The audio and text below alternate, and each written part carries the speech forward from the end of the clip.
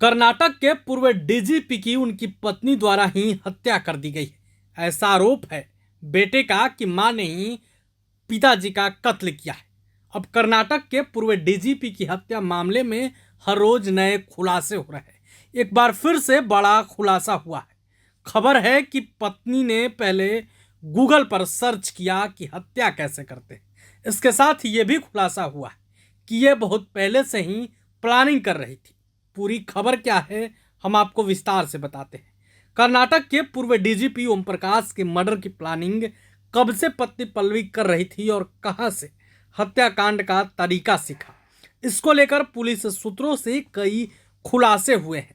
बताया जा रहा है कि पूर्व डीजीपी की पत्नी पल्लवी गूगल पर किसी शख्स को मारने के तरीके खोज रही थी।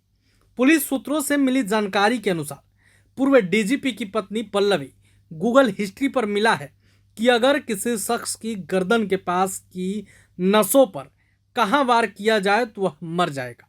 पुलिस सूत्रों के अनुसार रविवार रात को बेंगलुरु में अपने घर पर अपने पति की हत्या करने से पहले उन्होंने कई दिनों तक यह जानकारी जुटाई। पुलिस ने 64 वर्षीय पल्लवी को सोमवार को गिरफ्तार किया और उनके बेटे कार्तिकेश की शिकायत के बाद 14 दिनों की न्यायिक हिरासत में भेज दिया। कार्तिकेश ने दावा किया है कि उसकी मां अक्सर उसके पिता से लड़ती थी और हत्या की धमकी देती थी।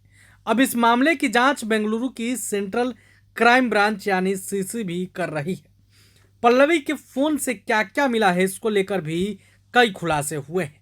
पल्लवी के फोन की जांच से पुलिस को पता चला है कि उन्होंने इंटरनेट पर गर्दन के पास नसों और नसों को काटने से कैसे किसी व्यक्ति को मारा जा सकता है।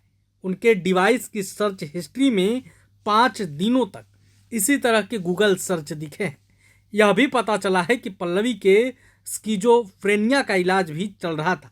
वहीं पल्लवी ने दावा किया कि उन्हें पूर्व शीर्ष पुलिस अधिकारी द्वारा घरेलू हिंसा का सामना करना पड़ता था।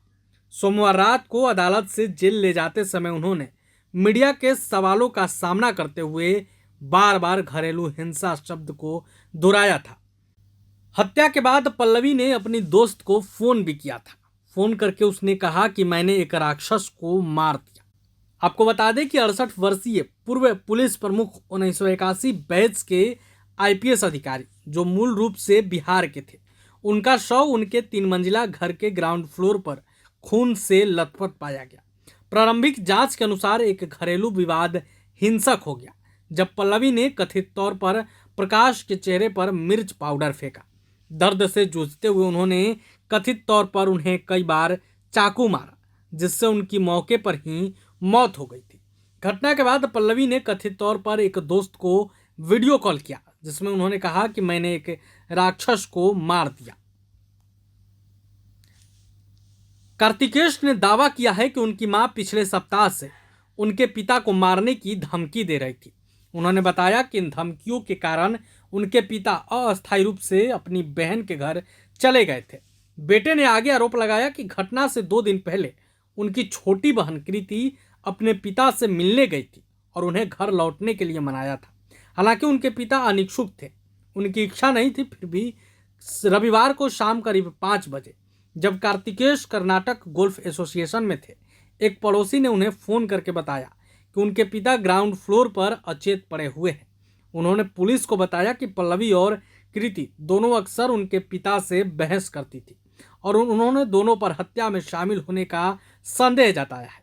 उन्होंने पुलिस से कानूनी कार्रवाई शुरू करने का आग्रह किया है। यह भी मामला सामने आया है कि पल्लवी कुछ महीने पहले एचएसआर लेआउट पुलिस स्टेशन गई थी शिकायत दर्ज कराने के लिए, लेकिन जब अधिकारियों ने कथित तौर पर इसे दर्ज करने से इनकार कर दिया तो उन्होंने स्टेशन के बाहर धरना भी दिया था। प्रभातखबर.com, विश्वास वही, रफ्तार नहीं।